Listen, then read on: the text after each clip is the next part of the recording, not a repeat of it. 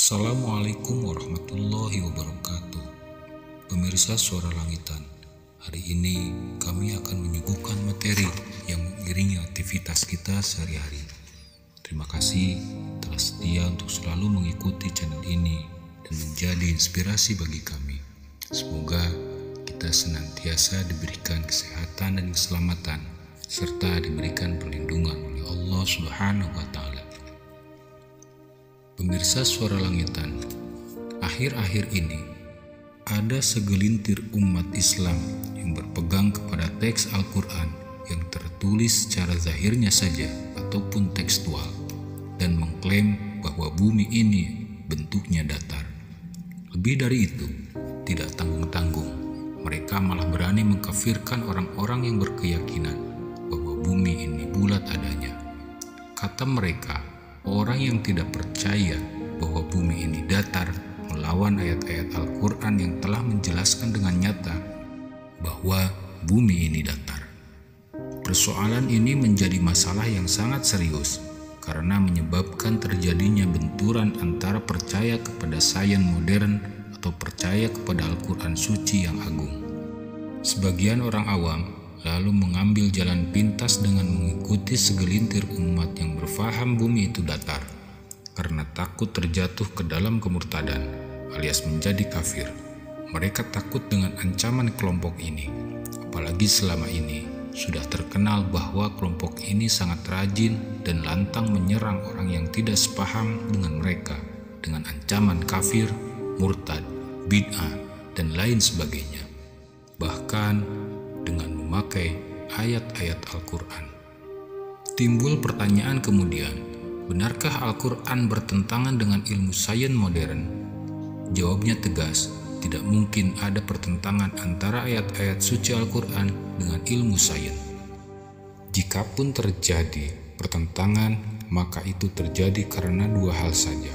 Pertama, ilmu sainsnya yang tidak atau belum mampu mendefinisikan secara tepat. Atau kedua, ayat Al-Qur'annya yang difahamkan secara keliru, melenceng alias tidak tepat. Selama ini, ada beberapa ayat yang oleh para penganut faham bumi datar dipakai untuk mendukung argumentasi atas faham mereka. Antara lain, dalil pertama, firman Allah Subhanahu wa Ta'ala dalam Al-Quran surah Al-Hijr ayat 19, yang artinya, dan kami Allah telah menghamparkan bumi.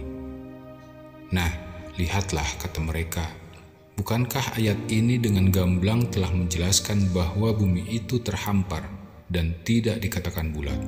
Kemudian mereka pun dengan enteng mengkafirkan semua orang yang berseberangan dengan faham mereka. Dalil kedua adalah firman Allah pada surah Al-Baqarah ayat 22, yang artinya, Dialah Allah yang telah menjadikan bumi itu sebagai hamparan firash baginya. Memang secara tekstual, bunyi ayat-ayat di atas mengatakan bahwa bumi ini terhampar, seumpama firash, karpet, ataupun tempat tidur. Namun, apakah sesederhana itu sajakah memahamkan ayat Al-Quran? Apakah memahamkan Al-Quran yang agung cukup secara tekstual saja, kemudian mengabaikan arti kontekstualnya? Kalau demikian, yakni Al-Quran hanya difahamkan secara tekstual saja, maka pasti akan hilanglah kehebatan dan keagungan Al-Quran itu. Padahal ada banyak ayat suci Al-Quran dan hadis yang mendudukan derajat orang-orang berpengetahuan berada beberapa tingkat di atas orang awam. Dalam hal ini, pemahaman kontekstual jelas memerlukan daya nalar yang lebih tinggi dibandingkan sekedar pemahaman tekstual saja. Dengan demikian, fantaslah kiranya jika Allah dalam Al-Quran dan Nabi dalam banyak hadis beliau memuji dan menyatakan bahwa orang yang berilmu pengetahuan, yang memakai akal dan nalar, memakai derajat yang tinggi, jauh berbeda dengan orang awam. Dalam pembahasan masalah ini, dalam surah Al-Hijr ayat 19 dikatakan bahwa Allah telah menghamparkan bumi.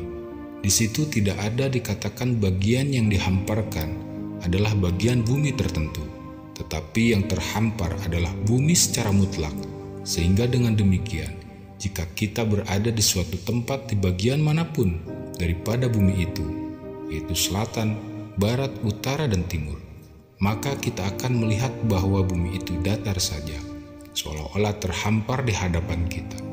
Kemudian, jika kita berjalan dan terus berjalan dengan mengikuti satu arah yang tetap, maka bumi itu akan terus-menerus kita dapati terhampar di hadapan kita, sampai suatu saat kita kembali ke tempat semula saat awal berjalan. Hal ini telah jelas membuktikan bahwa justru bumi itu bulat adanya. Sebaliknya, jika saja bumi itu berbentuk kubus misalnya, maka pasti hamparan itu suatu saat akan terpotong, dan kita akan menuruni suatu bagian yang menjurang, menurun, tidak lagi terhampar.